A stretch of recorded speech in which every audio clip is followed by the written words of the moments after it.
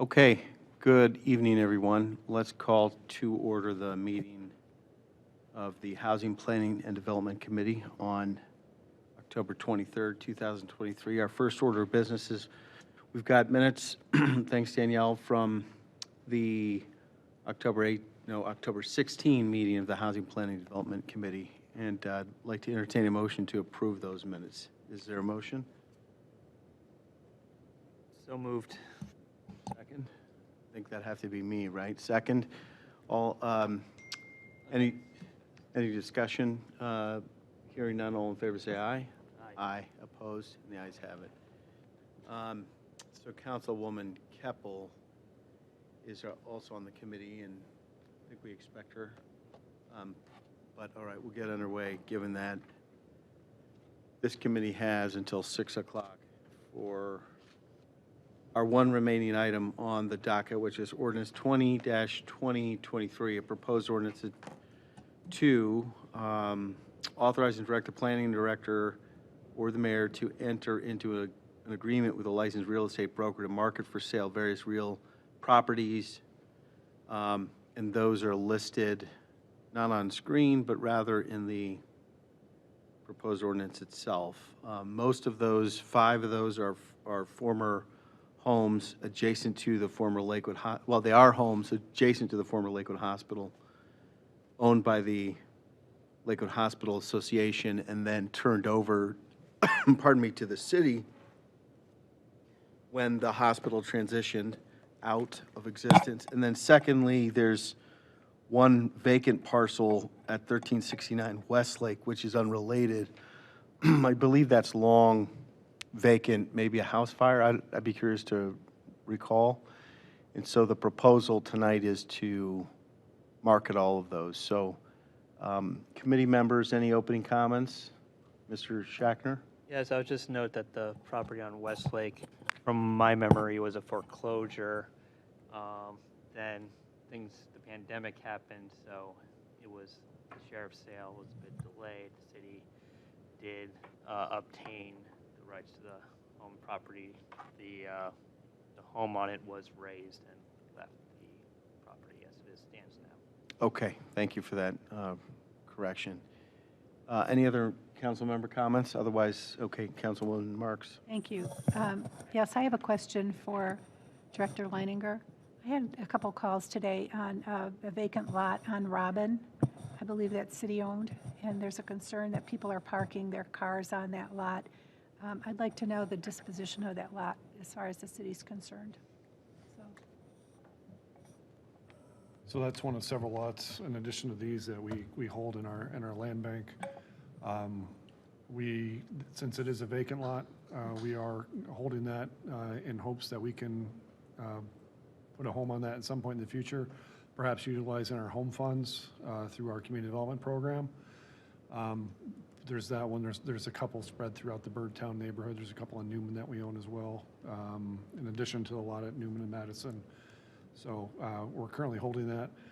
That one came back to us as a result of the house that was built adjacent to that. There were actually 2 lots in that deal.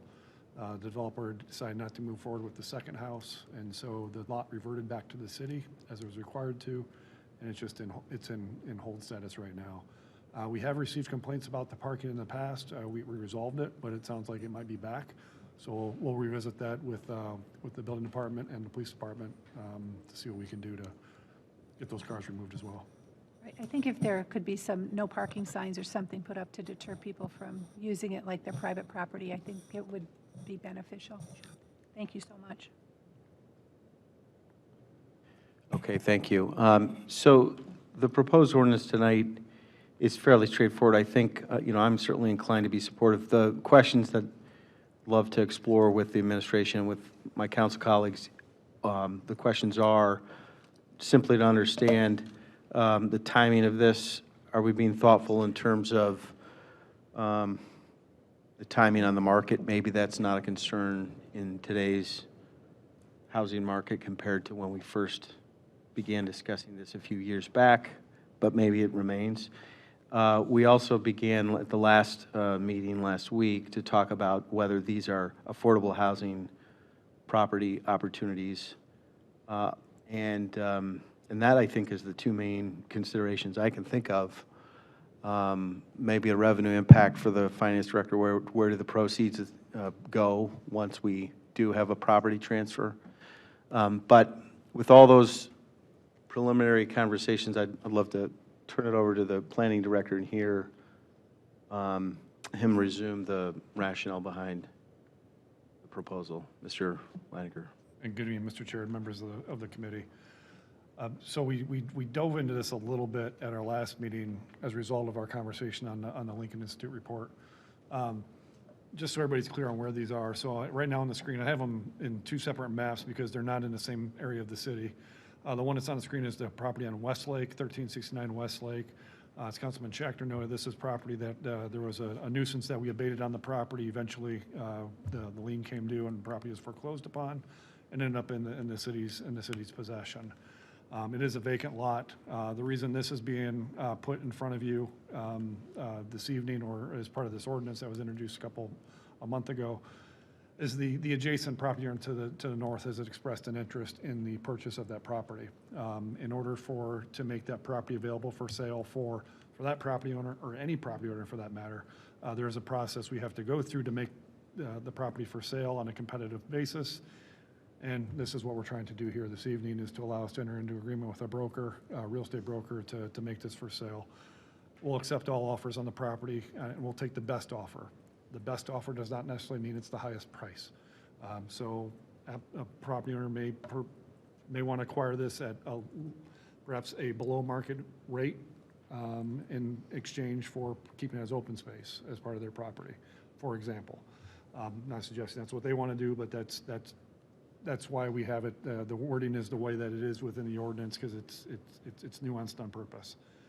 The other properties then are located. Can I interject, Mr. Director, before we get further? There was a public comment in support of the proposed ordinance at our last hearing on September 16, and it is by Stacy W. I don't have the last name, but paraphrasing, as a neighbor adjacent to 1369 Westlake, this is the public comment. I encourage council to pass this ordinance. For the past 15 years, I've been in contact with the city regarding the vacant property and my desire to possibly purchase it and maintain it as green space without a housing structure. I appreciate the city's decision not to build a housing structure on this lot. And then the resident raised his concerns about congestion on the narrow street and parking and lack of driveways in multifamily homes, plus the anticipated Trinity Church rehabilitation and rebuild project, which would add a certain amount of congestion, or is anticipated to, at the southern end of Westlake, at least for a time. So that's the net effect. And council members, you can still see that in Granicus from the last hearing. Go ahead. I didn't realize she put her intentions in writing in public comment, so Okay, that's why I there you said go. alleged. Someone may want to, but clearly she wants to. Councilwoman Keppel would like to make a quick comment. Go ahead. Thanks. Yeah, just a quick question. With green space, is there the opportunity, if that property owner or any property owner were to be selected, that part of the agreement is a certain number of trees on the space or amount of tree cover canopy? We usually don't get that specific when we transfer these properties. We do have restrictions, at least more recently, restrictions that we've placed on properties is that if they're going to be sold if it's an existing home, it's going to be sold for occupancy, or it's a lot that's going to be sold for construction, that there's an owner occupancy requirement. So whoever owns the property is living on the property as their principal residence. We typically have been running that for a 10-year period. But beyond that, we haven't specifically in the past when we've sold some of these. This is maybe not a good example. Some of these other lots that we've sold to an adjacent owner to maintain as part of the yard, we have not put a restriction on them to limit how they utilize it, Sure. other than it's for open space. Sure, but we also didn't have a climate action plan then, so just a thought. So that's that property. The other properties then, I also note, just on this one, since we're talking about Westlake, we also did hear from a resident, came to the first reading, made some public comments. We had a conversation with that gentleman afterwards. had some concerns about just leaving it as open space and thought it was more beneficial to the neighborhood, just as a counterpoint, that it be developed at a market rate to help support property values and support kind of filling in the missing teeth of a street. So there's both sides of that equation that are out there. I'm going to zoom out here just for a second, just for anybody who doesn't know where we are, knows where we are. This is Detroit to the north, Franklin to the south, the Cleveland Clinic Family Center right here. Of course, the former hospital here to the east. This is Bell. This is St. Charles. So as we zoom in here a little bit, the city owns the office building. Hopefully that goes away. The city owns this office building here. It's occupied by the Cleveland Clinic and the Lakewood Daycare. And then we owned two handfuls of property that are on either side of Bell and St. Charles. Over time, the last several years, we have sold those properties that are highlighted here in red.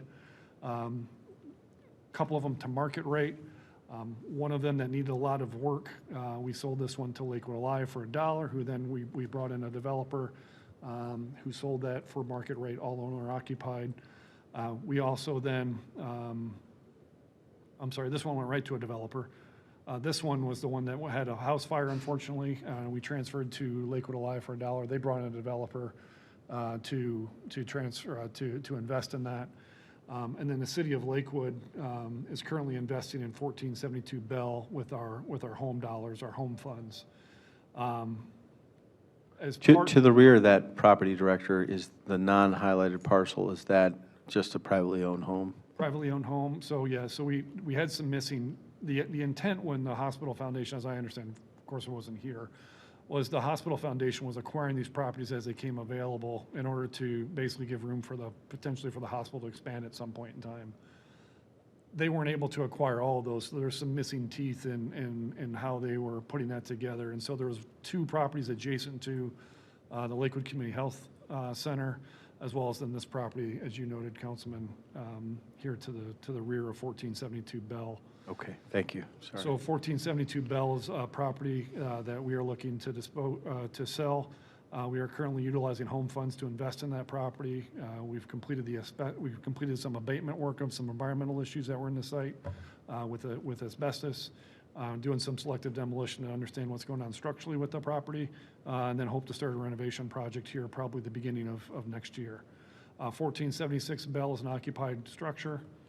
1477 St. Charles is occupied structure. 1471 is an occupied structure. And 1457 St. Charles is actually a vacant lot. So in addition to the Westlake property, we're asking to also have permission to sell these 5 properties. As we've talked in the past, as this came up during our conversation at the last meeting, we have talked about affordable housing on these properties. As we committed to, as we had conversations, and ultimately, I don't know if it was a commitment, an agreement that we would work towards at least making 3 of these properties available for affordable housing. We had not defined what affordable housing is. I think that's very important that we have some flexibility in that, as I shared at our last meeting. Because of the age and size of these structures, and also what our housing needs are, that middle income is really where we're missing some housing. To get the right people and they can be into these homes, these right families in these homes, so they can be successful, be able to manage the taxes, be able to manage the mortgage, be able to manage the insurance and all the utilities that go with it. And so with that, because we kind of talk around the edges of what this means. This is the income limits chart that we utilize for all of our programs, and really where we're focused in on is this 80% bracket. So you have to be at or below this income limit to be eligible for any of the city's CDBG or home funds, or community development programs. So for a single household, that's $50,650. For a family of 4, that's $72,300. That's probably not an income level that can support a 1912 home that needs some investment, that it has $6,000, almost $7,000 in property taxes associated with it. That's where we would like to see that run up a little bit higher, probably to that 150% of the year median income, which for a family of two is around $108,000 and some $108,500. For a family of four, that's $135,600. That gives us a little bit more runway and gives a family. So a that would chance be to successful. 120% AMI, is that what That's you're? 150. 150, okay. Yeah. 120 is 86,000 for a family of two. It's almost 87,000. For a family of four, it's 108,500 at 120%. So we had talked about that before. The ordinance language is not specific in which ones we're thinking about. Obviously 1472, the other two we're thinking about is 1471, 1477. We're hoping to have some, we did that intentionally to give us some flexibility on how we market and which ones we ultimately identify. And then, of course, have the homeowner requirement that I mentioned previously associated with those deed restrictions as well. What happens then with the funds? I think Councilman Bullock, you referred to this. They do get placed into our land acquisition fund. This is a handy dandy chart that Peter provided to me, showing kind of the history of the fund. Peter, I believe it goes back to start in 2015 was the initial year of the fund. 2014 is when there was a deposit from a large estate that came through, so we took some of that estate tax funds and we put it into this fund. So then since that time, fund's been kind of eaten away, reached a low during 2022 was like 300,000, and now it's, kind of leveled off, and we're back up to about 1.1 million in there right now. So it's been 1.1 million since 2022 and all through 2023. And the major expenditures, if I recall, Director, were Cove Community Center? Yes, was Cove, Trinity Church That's came out right. of there also. Okay, and Trinity Church could or will be, a portion of that will be reimbursed, or have we already received that? Received it, so Okay. there's probably a couple $100,000 difference between what was paid and the proceeds. Understood. Okay, so for some of those acquisitions, we get a reimbursement or a partial reimbursement. For other things, like the Cove Church converted into the community center, that's just a new capital investment. Okay, well, thanks for the presentation on that. Do we have any sense of what the proceeds are going to be? I guess if we're talking about potentially targeting these to affordable housing clients or new owners, or even a landlord that would rent it as an affordable housing unit, the sale price is going to have to be calibrated to allow for affordable housing. So that shows the tension between the dual goals that the city correctly has, which is to reimburse the land acquisition fund and keep that healthy so that we have a strategic reserve to be nimble and take certain actions around the city. But on the other hand, if we're serious about affordable housing, then we're going to have to create conditions to have results. Any thoughts from council members before we continue the discussion with the director? Go ahead, Councilman Rader. It's not relating to the financial piece of this, and I think we may have covered this, so forgive me if I, if we're redoing something here, but for these properties that are occupied, this obviously will impact the tenants that the city has there. Have they been notified? Are they apprised of this conversation? Are they given an opportunity to come and speak or at least converse with the city? And do they have plans and that kind of stuff? So they have been notified. We sent them a written notice prior to the legislation coming up. Through our property manager, North Point Realty, we've also been engaged with them for a number of years. All of them are on month-to-month leases, have been for as long as I've been here. So yes, they have been notified. We are having conversations in light of all of our conversations on this, about is it possible to offer to those that are able to get a mortgage to offer the property to those tenants first to see if they would be able to acquire it. I know we have had interest expressed in the past from at least one of the tenants So that's certainly something we have on our plate as well. All right, thank you. And one quick follow-up. Just, I don't know what we're charging for rent, but I would assume it's probably market rate or slightly below. But it's hard to find housing, even rental housing, especially of this kind in Lakewood. Has there been any talk about a plan even to potentially find something in the comparable range? I'd imagine the mortgage is going to be significantly at this point more than what they're paying for rent. If they were to choose to want to stick around, I'm just trying to think ahead a little bit. So the rents themselves are probably slightly below market rate, and in one particular case, significantly below market rate. It has not changed in many, many years. And that's intentional, given the tenant that's in there and their situation. They've lived in these, actually, one of them has lived in the home since the Lakewood Hospital Foundation acquired the property. So we're very cognizant of them and want to figure out a way to maintain them in place, whether it's through the sale, whether it's them or through a third party. In terms of the mortgage, I think that's the magic that has to happen, because even when we go and sell our CDB, our home-funded new homes that we recently built, we do put out a listing price, but the listing price it's almost aspirational, because it ultimately, the purchase price depends on what the person can afford when we're talking about trying to get into that income category. So it becomes really kind of a formula of, okay, here's what the mortgage is, here's what the interest rate is, here's what the down payment is, and we have to kind of work into a number. So the mortgage may not necessarily depend on which house it is, may not be as much as the rent. The wild card is always the taxes, because now they're going to be responsible for a $500 to $600 a month tax bill that they weren't required to have before. And the other wild card is going to be the insurance. So renter's insurance to homeowner's insurance can be a sizable difference. So all that gets factored into to how we set a purchase price. Director, I'm going to keep interrupting you. I apologize. The vacant lot at 1457, is the intent to leave it vacant or to build? And who would build?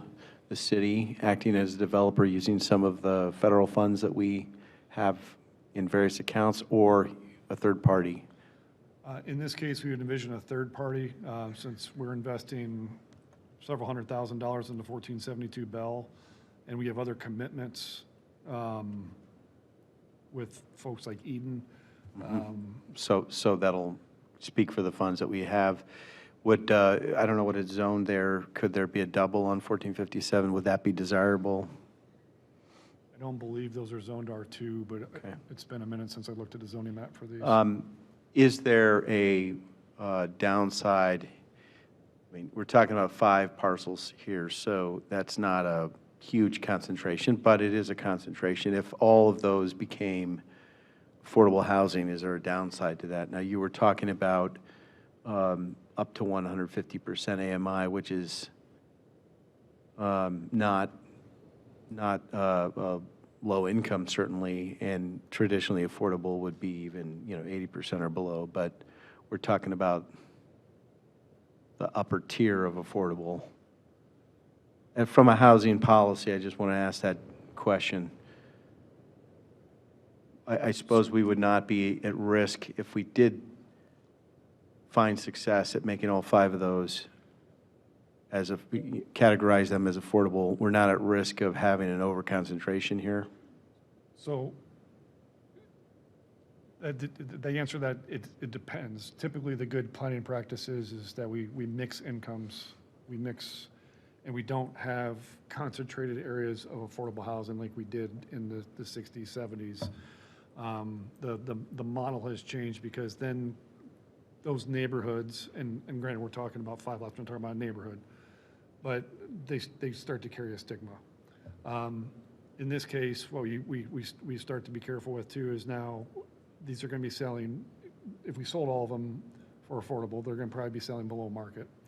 So now what kind of impact does that have then on other people's property values that are adjacent to them? And so that's why we try to mix it in, and that's where we kind of had a third rule is what we were following here with the 10 lots and making 3 of them affordable. We felt comfortable that it gets some affordable units into the market, but it also isn't just concentrating a bunch of them right. Sure, if we did follow a third, you still have to achieve those 3 out of the green ones here? So, yeah, so Bell, this one for sure is going to happen. So now we have 2 left. And these are the two homes, the 2 homes that are on St. Charles make the most sense. Okay. Given their size, and given, the property taxes that are on them. Okay. The other one, this one could, if we're at 150% threshold, this one could make sense depending on with whether it's existing tenant or with somebody else. That one could kind of work itself out too. But those are the 3, St. Charles and 1472 Bell make the most sense. Thank you. I know we're running out of time. In the ordinance, all it says, the proposed ordinance before us tonight, all it says is to authorize and direct the mayor on behalf of the city to solicit proposals from a licensed real estate broker and enter into an agreement with the broker deemed most responsive to market these real properties, okay? And it doesn't get into the detail that we've been discussing in the committee a couple times here, which I found to be very helpful. I'd love to get the council members' feedback, by the way, on all of this stuff. But from a legislative housekeeping and process, if council wanted to attach instructions, we could try to amend this proposal tonight to attach instructions, or we could, I see the attorney to my left has an idea, but we could but I also anticipate that there will be more paperwork and approvals for transfers in the future. Councilman Baker, why don't you chime in?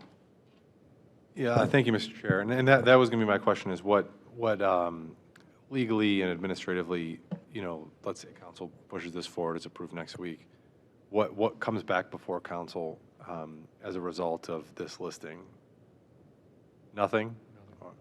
So then the city would just sell without approval of council? No, I don't believe that's correct, Councilman. The ordinance requires council's approval for a sale of real estate. So this is just the retention of the real estate brokers for planning department to test the market, understand the market, get advice, and the sale of a respective real estate parcel comes back to council. Section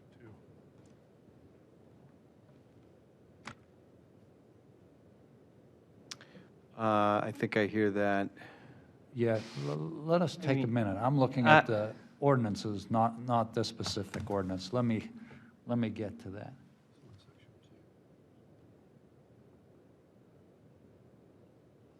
Yeah, it says it only needs to report to council the details of the sale.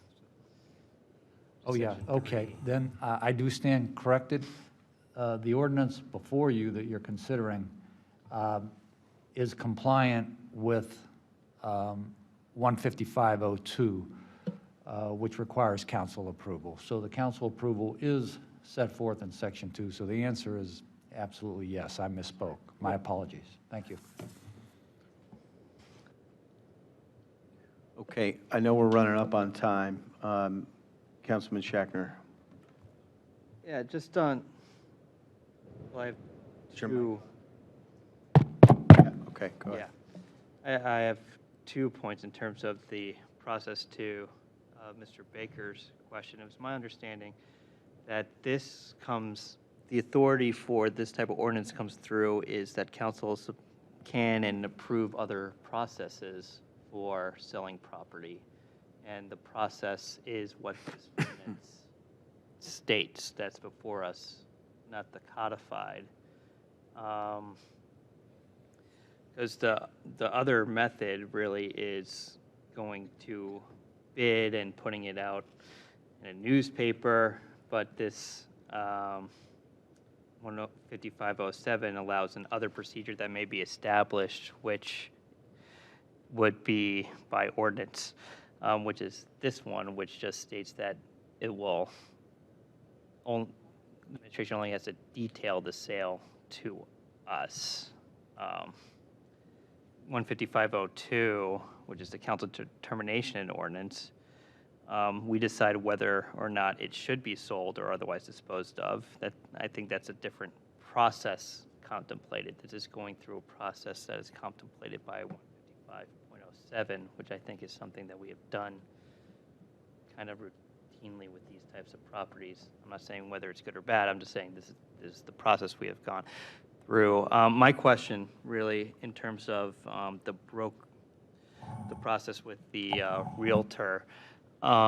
So from reading the ordinance resolution, so I take it that it's going to advertise for sale. Do they typically put a market price in that advertisement for sale or a price determination?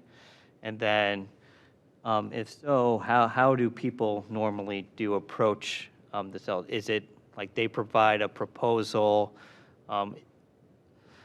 I just want to at least ensure that when this is being marketed, that it is known that it's not necessarily like the highest bidder gets it. It's the best bid. And I think that's an important distinction for people in the community that are interested in these properties to know that, heck, we sold one of these for $1 to Lakewood Alive so they could do some project, whatever it was. So there's more considerations in a proposal than just price.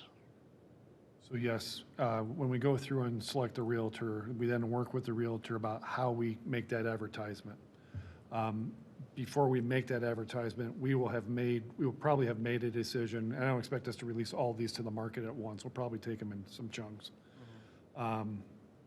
The 1472 Bell, the 1470, we will include language in the sale materials that explain how we're accepting offers for this.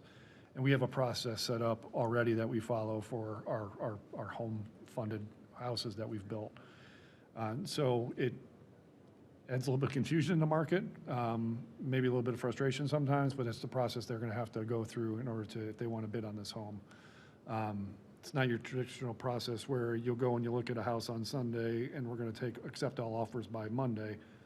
We're probably going to let it run for a couple of weeks to give a chance for the market to respond and give us offers. And if we've only had one and we don't like it, that's okay. We can move on. Or if we want to wait longer, we'll wait longer. But we do write that out in our with the Realtor. We work that individually with the Realtor about how to best do that. So it's more akin to kind of like a request for proposals, bid process with a date and. Similar, yeah, probably not as refined as something like that, but yes, generally it's more open. I'm conscious of the chairwoman of the next committee. We're on her time. Chairwoman, okay. We're doing okay for a few more? Okay, so I've got a potential way to address this with a Section 2 amendment to require communication as part of the Realtor sale process. But before doing that, council members, can you weigh in, if you'd like to, on this discussion we've been having of the balance of pursuing affordable housing opportunities here with these parcels, not on Westlake, but on St. Charles and Bell, on the one hand, and on the other hand, the desire by the city to recoup the maximum amount of the value of the funds, so that those of value of the properties, so that the proceeds of the sale of the properties can come back to the taxpayers. Those are two ends of a spectrum in this case. I've been doing a lot of talking, but I think it's a healthy discussion. And do we think we're on the right track here to attempt to get 3 of these in the affordable category? Is that too many, too few? And what about the up to 150% AMI definition of affordable? Mr. Chair. Go ahead, Councilman Baker, and then Rader. Yeah, and I'm mindful of our goals. for affordable housing, but I'm also mindful of the fact of I drive by these houses every day, and they're large, and they're old homes, and they require lots of maintenance and property taxes. So that's where I have confidence in Director Leininger to help navigate that, because if you're looking at $6,000 to $7,000 in property taxes per year, that's before you touch the mortgage, plus, $5 to $10 in preventative maintenance you need to do on an old Lakewood home. There are some lots and houses that are good for affordable housing and some that aren't. So from my perspective, I think, based on what I've heard tonight, the care that Director Leininger puts to kind of deciding and seeing what tools can be fit into there, I'm comfortable, but I am mindful of the goals that we have to do that. It's just, with real estate, each thing is unique, and then also, you need to act quickly when you get an offer. Sometimes the offer's only good for 48, 72 hours, depending on that. So that's why I see the wisdom in this approach, but I certainly appreciate everything you're talking about. You're comfortable with the 150% AMI? Is that what you meant? Yes, I'm comfortable with the stated plan that Director Leininger has laid out And also the today. ability to allow the administration to act with speed in the housing market. Okay. Yes. Okay, Mr. Rader. Thank you, and thank you for this opportunity to chime in here. Good meeting, good process, and thank you to Sean. I think that the plan makes sense to me. I would just continue to advocate that the individuals living in those homes, the 3 occupied homes at least, maybe even be given rights of first refusal, maybe even allow their rent payments to count towards the sale price of the house, something to, I do think there's a lot of value. We talk a lot about keeping people in their homes, and having somebody move or displaced. Of course, owning and renting are 2 different things. Moving folks into home ownership is great, but if they don't want to, that's certainly another consideration, but at least giving them some type of option above and beyond what we're giving others, I think would be. And then if they choose to move, that there's some type of plan, or we help them find comparable housing at a comparable price, would be just the top line of order magnitude things. Everything else you said makes sense. I think moving the guidelines up a bit do make a little bit of sense for this neighborhood and these size of homes, and the idea is that property taxes are going to be a sizable chunk of what they pay per month. I know because I live just down the street.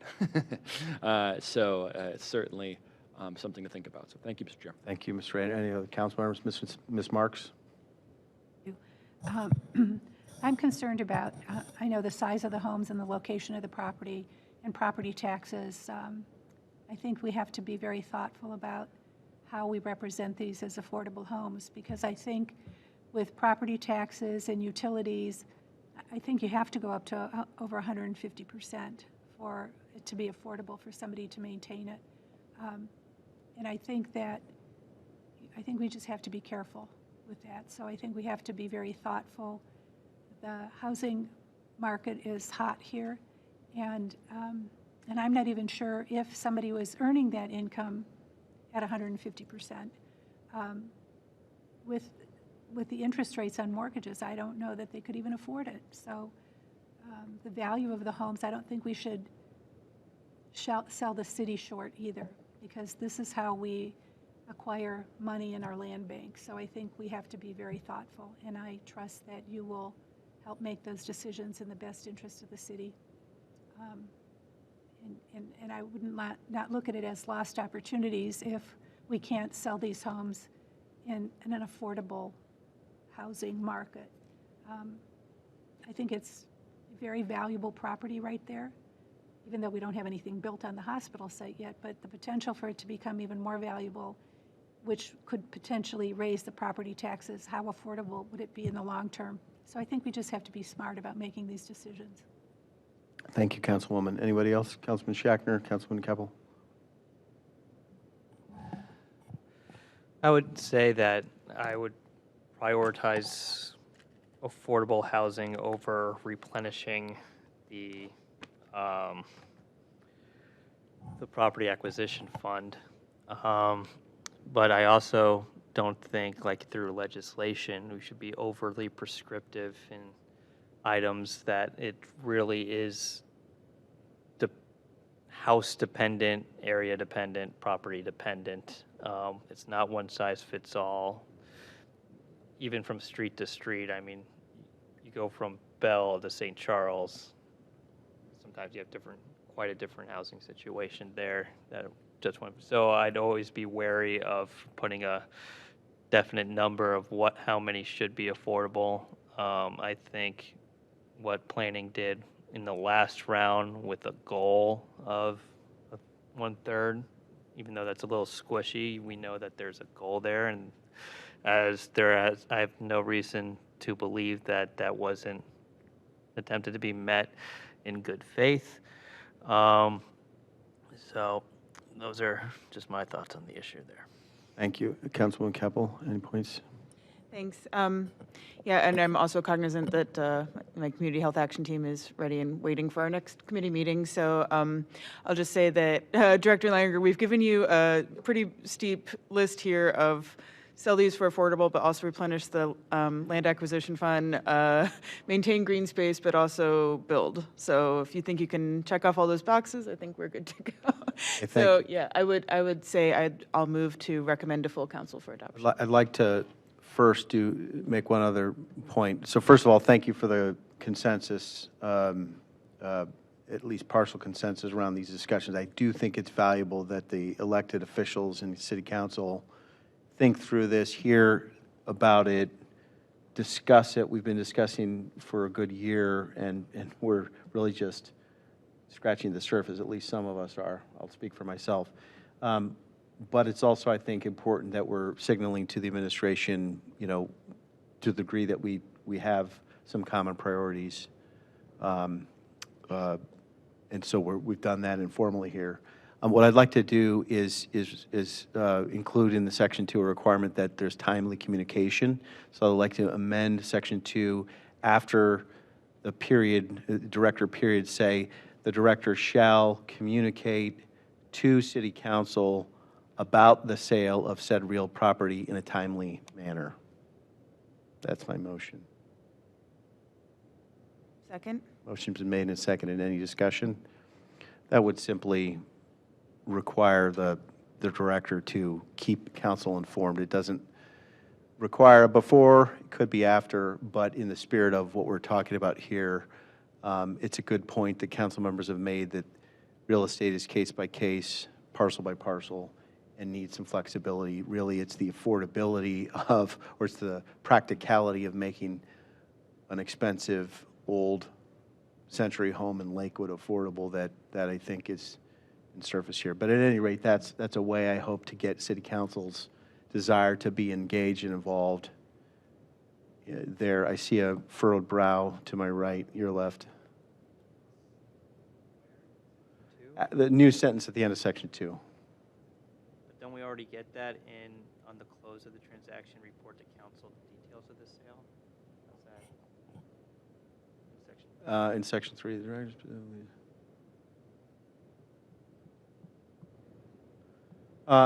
You do, but that doesn't require during and before, so, nor does my motion, but in the spirit of more transparency and communication, I think it's a slight improvement. All right. Okay, so motion made and seconded. Any further discussion? Hear none, all in favor say aye. Aye. Opposed? The ayes have it. I'd like to then move that we recommend adoption of the proposed ordinance as amended to the full council. Motion's been made and seconded. Any discussion? Hearing none, all in favor say aye. Aye. Aye. And any opposed? The ayes have it. Without objection, we're adjourned. Thanks for the extra time.